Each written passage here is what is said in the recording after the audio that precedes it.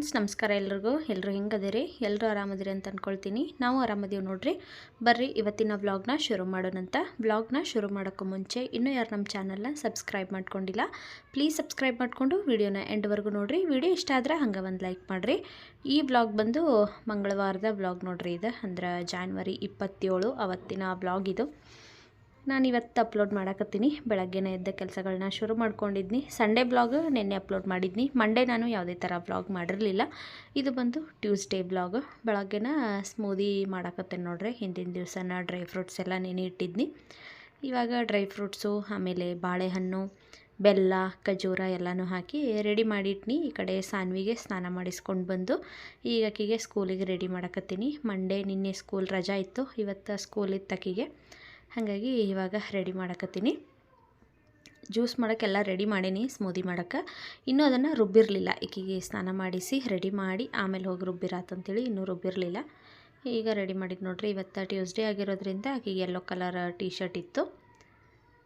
Ready ಮಾಡಿ ತಲೆ ಬಚಾಕತ್ತೀನಿ. ಈಗ ಇನ್ನು ಪೌಡ್ರ್ ಹಚ್ಚಿ ಸ್ಮೂದಿ ಮಾಡಿ ಕೊಡ್ಬೇಕಾಕಿಗೆ. ಹಂಗೆ ಬಾಕ್ಸಿಗೆ ಇವತ್ತು ದೋಸೆ ತೊಗೊಂಡು ಹೋಗ್ತೇನೆ ಅಂದ್ಲು. ದೋಸೆ ಹಿಟ್ಟಿತ್ತು ಫ್ರಿಜ್ ಒಳಗೆ, ದೋಸೆ ಬೇಕಂದ್ಲು. ಹಾಗಾಗಿ ಆಕಿಗೆ ಎರಡು ದೋಸೆ ಹಾಕಿನಿ ನಾನು.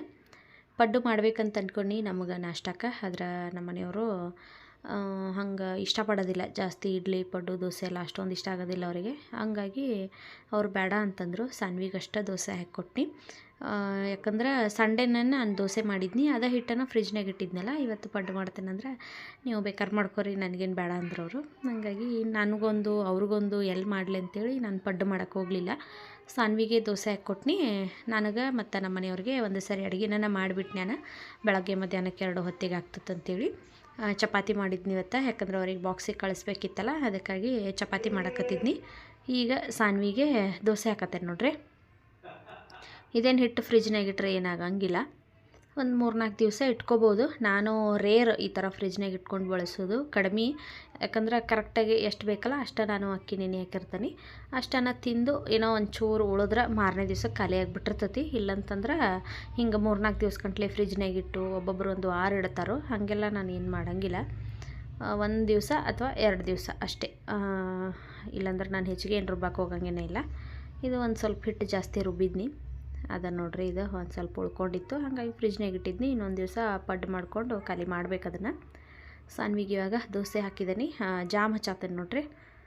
ಜಾಮು ತೊಗೊಂಡು ಬಂದು ಸುಮಾರು ದಿವಸ ಆಗಿತ್ತು. ನಾವು ಅದನ್ನು ಓಪನ್ನೇ ಮಾಡಿರಲಿಲ್ಲ. ಯಾಕಂದ್ರೆ ಒಂದು ಚಾಕ್ಲೇಟ್ ಕ್ರೀಮ್ ತೊಗೊಂಡು ಬಂದಿದ್ನಲ್ಲ, ಆಕೆ ಅದನ್ನು ತಿನ್ನಕತ್ತಿದ್ಲು. ಅದನ್ನು ಭಾಳ ಇಷ್ಟ ಆಗಿಬಿಟ್ಟಿತ್ತು ಆಕಿಗೆ. ಆದ್ರೆ ಅದು ಅಷ್ಟೊಂದು ಒಳ್ಳೇದಲ್ಲ ಹೆಲ್ತಿಗೆ. ಹಾಗಾಗಿ ನಾನೀಗ ತಂದಿಲ್ಲ ನೋಡ್ರಿ. ಅದನ್ನು ಖಾಲಿ ಆಗೈತಿ, ತೊಗೊಂಡು ಬಂದಿಲ್ಲ. ಬರೀ ಜಾಮ್ ಐತಲ್ಲ, ಈ ಜಾಮನ್ನು ಹಾಕಿ ಕೊಡತ್ತೀನಿ. ಅದು ಸಣ್ಣ ಡಬ್ಬಿ ತೊಗೊಂಡು ಬಂದೇನೆ ಕೇಳೋದಕ್ಕಾಗೆ. ಇದನ್ನು ಅಷ್ಟೇ ನಾನು ಕೊಡೋದಿಲ್ಲ ಜಾಸ್ತಿ. ಇದನ್ನು ತೊಗೊಂಡು ಬಂದು ನೋಡ್ರಿ 1 ತಿಂಗಳು 1.5 ತಿಂಗಳು ಆಯಿತು. ಫ್ರಿಜ್ ಒಳಗೆ ಇತ್ತಿದ್ದು ತಿಂದೇ ಇರಲಿಲ್ಲ ಆಕಿ.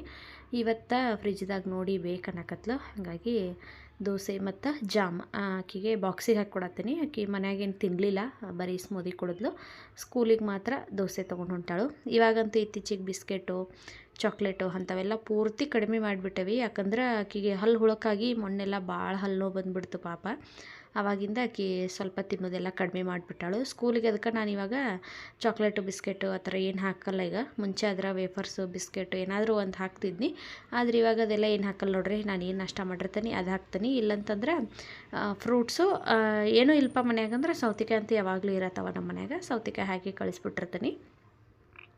ಬಾಕ್ಸಿಗೆ ದೋಸೆ ಹಾಕಿ ರೆಡಿ ಮಾಡೀನಿ. ಹಂಗೆ ಚಪಾತಿ ಹಿಟ್ಟನ್ನು ಕಲಸಿಟ್ನಿ. ಈಗ ಮಟರ್ ಪನ್ನೀರ್ ಮಸಾಲ ಮಾಡತ್ತೀನಿ ನೋಡ್ರಿ. ನಾನು ಭಾಳ ದಿವಸ ಆಗಿತ್ತು, ಹಾಗಾಗಿ ಇವತ್ತು ಮಾಡಕತ್ತೀನಿ.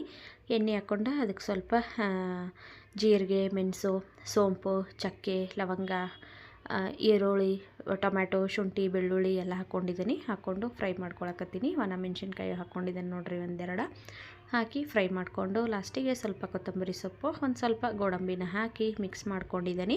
ಇದು ತಣ್ಣಗಾದ್ಮೇಲೆ ಅದನ್ನು ಮಿಕ್ಸಿಗೆ ಹಾಕಿ ಪೇಸ್ಟ್ ರೆಡಿ ಮಾಡ್ಕೋಬೇಕು. ಈ ಕಡೆ ರೈಸ್ ರೆಡಿ ಮಾಡತ್ತೇನೆ ನೋಡ್ರಿ. ಏನಂತಂದ್ರೆ ಚಿತ್ರಾನ್ನ ಥರನ ಸೇಮ್. ಆದ್ರೆ ಇದಕ್ಕೆ ಹಸಿಮೆಣ್ಸಿನ್ಕಾಯಿ ಹಾಕತ್ತಿರಲಿಲ್ಲ, ನಾನು ಮಸಾಲೆ ಖಾರ ಹಾಕಾಕತ್ತಿದ್ನಿ. ಆಮೇಲೆ ಸ್ವಲ್ಪ ಬಟಾಣಿ ಇದ್ವಲ್ಲ, ಹಸಿ ಬಟಾಣಿನೂ ಹಾಕಾಕತ್ತಿದ್ದು ನೋಡ್ರಿ. ಇದು ಒಂಥರ ಟೇಸ್ಟ್ ಭಾರಿ ಮಸ್ತ್ ಇತ್ತವತ್ತು.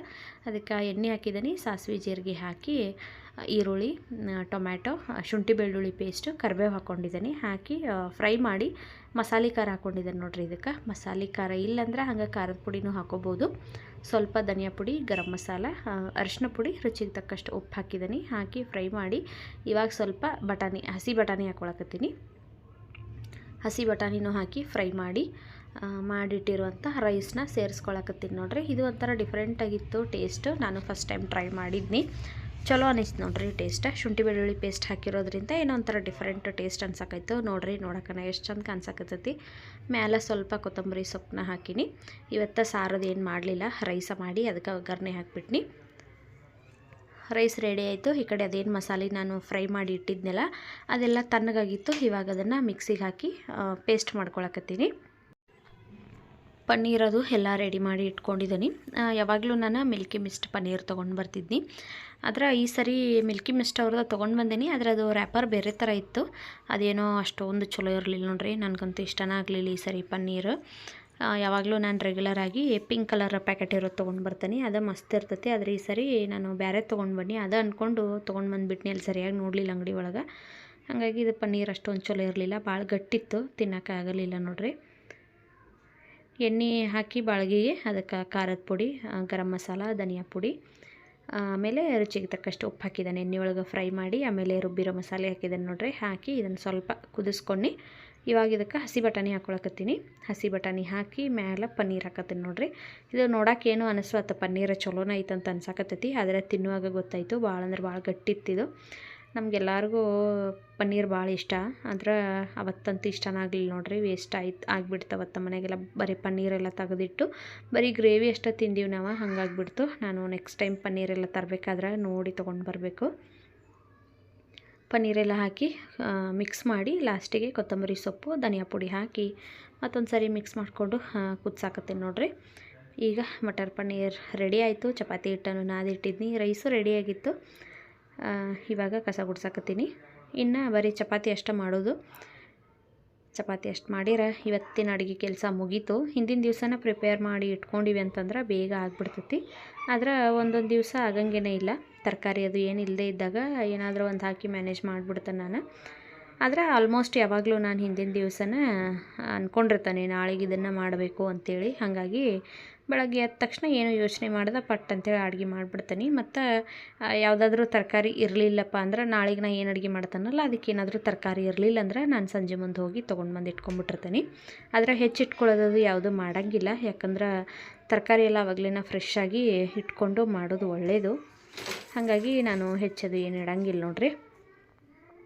ಏನಾದರೂ ಅರ್ಜೆಂಟ್ ಇತ್ತಪ್ಪ, ಬೆಳಿಗ್ಗೆ ನಮ್ಮ ಮನೆಯವ್ರು ಬೇಗ ಹೋಗೋದಿತ್ತು, ಆಮೇಲೆ ಸಾನ್ವಿ ಸ್ಕೂಲ್ ಏನಾದರೂ ಬೇಗ ಇತ್ತಂದ್ರಷ್ಟೇ ನಾನು ಹಿಂದಿನ ದಿವಸನೇ ಎಲ್ಲ ಹೆಚ್ಚಿ ರೆಡಿ ಮಾಡಿ ಇಟ್ಕೊಂಡ್ಬಿಡ್ತೀನಿ. ಆದರೆ ಇಲ್ಲಂತಂದ್ರೆ ಮಾಮೂಲಿಯಾಗಿ ಅವರು ಹೋಗೋ ಟೈಮಿಗೆ ಹೋಗ್ತಾರಂದ್ರೆ ಬೆಳಗ್ಗೆನೇ ಎದ್ದು ಮಾಡಿಬಿಡ್ತೀನಿ. ಇವಾಗ ಚಪಾತಿ ಹಿಟ್ಟೆಲ್ಲ ಒಬ್ಬೊಬ್ಬರು ರಾತ್ರಿ ನನ್ನ ಕಲಸಿಟ್ಟು ಮಾಡ್ತಾರೋ. ನಾನು ಆ ಥರ ಎಲ್ಲ ಏನು ಮಾಡೋಕ್ಕೋಗಲ್ಲ. ಬೆಳಗ್ಗೆನೇ ಏನು ಕಲ್ಸಕ್ಕೆ ಒಂದು 5 ನಿಮಿಷ ಹಿಡಿತೈತೆ ಅಷ್ಟೇ. 5 ನಿಮಿಷದೊಳಗೆ ನಾವು ಕಲಿಸ್ಬಿಡ್ಬೋದು ಹಿಟ್ಟು. ಹಾಗಾಗಿ ನಾನು ಕಲ್ಸಂಗಿಲ್ಲ ನೋಡ್ರಿ. ಆದರೆ ಹಿಂಗೆ ಮಾಡ್ಬೇಕಂತ ಏನಿಲ್ಲ. ಯಾಕಂದ್ರೆ ಪಾಪ ಒಬ್ಬೊಬ್ಬರು ವರ್ಕಿಂಗ್ ವುಮೆನ್ ಇರ್ತಾರೋ, ಒಬ್ಬೊಬ್ಬರು ಮಕ್ಕಳು ಬೆಳಗ್ಗೆ ಬೇಗ 7 ಗಂಟೆಗೇನೋ ಹೋಗೋರು ಇರ್ತಾರೋ. ಅವರೆಲ್ಲ ನಾದಿಟ್ಟು ಮಾಡ್ಕೋಬೋದು, ಏನು ಮಾಡೋಕ್ಕೆ ಆಗಂಗಿಲ್ಲ. ನಾವು ಇವಾಗ ಮನೆಗೆ ಇರ್ತೀವಿ, ಟೈಮ್ ಇರ್ತೈತಿ. ಹಾಗಾಗಿ ಬೆಳಗ್ಗೆನೇ ಮಾಡ್ತೀವಿ.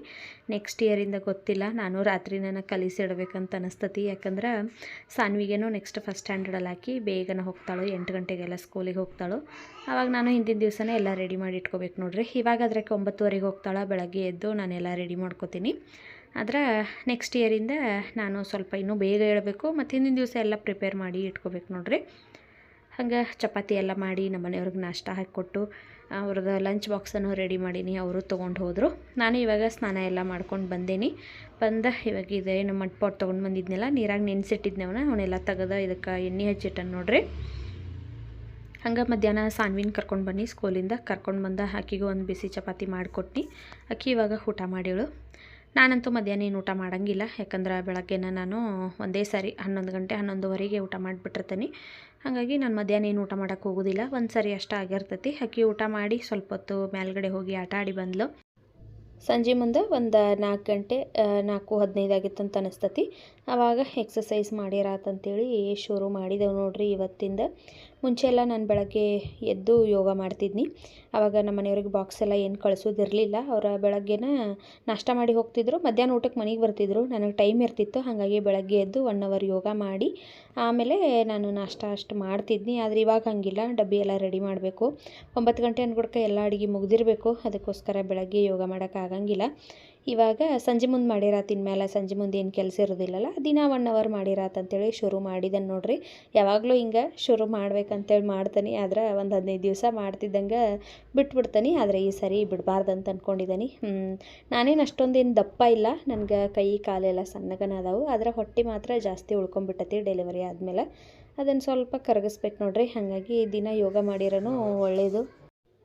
ಶುರು ಮಾಡಿದ್ದೀನಿ ನೋಡೋಣಂತ. ಹಿಂಗೆ ಒಟ್ಟು ಮಿಸ್ ಆಗ್ದಂಗೆ ಕಂಟಿನ್ಯೂ ಮಾಡ್ತೀನಿ.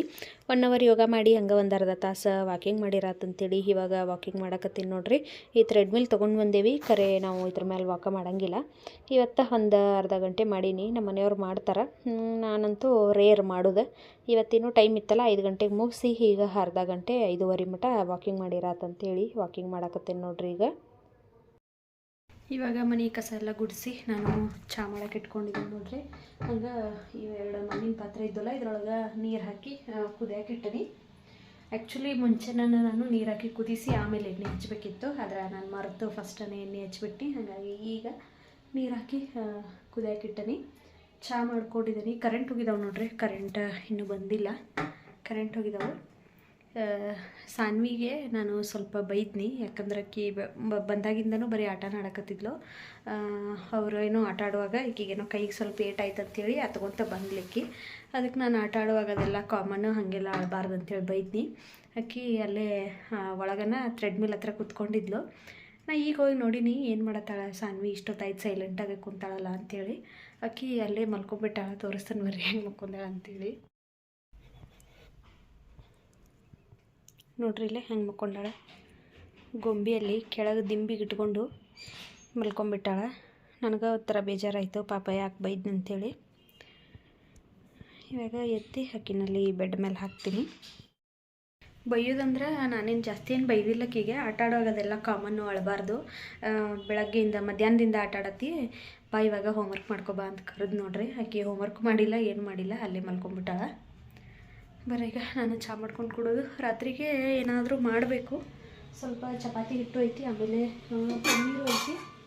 ನೋಡೋದು ಇದ್ರಾಗ ಅಡ್ಜಸ್ಟ್ ಮಾಡೋದಾದ್ರೆ ಮಾಡಿಬಿಡ್ತೀವಿ. ರೈಸನ್ನು ಐತಿ. ಕರೆಂಟ್ ಹೋಗೋದು ಬರೋದು ಮಾಡ್ತಾವೆ. ಇದ್ರಾಗನ ಅಡ್ಜಸ್ಟ್ ಮಾಡ್ಕೊಂಡು ತಿನ್ನೋದಾದ್ರೆ ಅದ್ರಾಗ ಉಣ್ತೇವೆ, ಇಲ್ಲಂತಂದ್ರೆ ಏನಾದರೂ ಮಾಡಬೇಕು. ನಾನು ಇವಾಗ ಚಹಾ ಕುಡಿತಾನಂತ. ಹಂಗೆ ಇವತ್ತಿನ ವ್ಲಾಗ್ನು ನಾನು ಇಲ್ಲಿಗೆ ಎಂಡ್ ಮಾಡಕತ್ತೀನಿ. ಈ ವಿಡಿಯೋ ನಿಮ್ಗೆ ಇಷ್ಟ ಆಗಿತ್ತಂದ್ರೆ ಪ್ಲೀಸ್ ಲೈಕ್, ಶೇರ್, ಕಮೆಂಟ್ ಮಾಡಿರಿ. ಚಾನಲ್ನ ಸಬ್ಸ್ಕ್ರೈಬ್ ಮಾಡ್ಕೊಳ್ರಿ. ಮತ್ತೆ ಸಿಗ್ತೀನಂತ ನಾಳಿನ ಮತ್ತೊಂದು ಹೊಸ ವಿಡಿಯೋದಲ್ಲಿ. ಅಲ್ಲಿವರೆಗೂ ಬಾಯ್.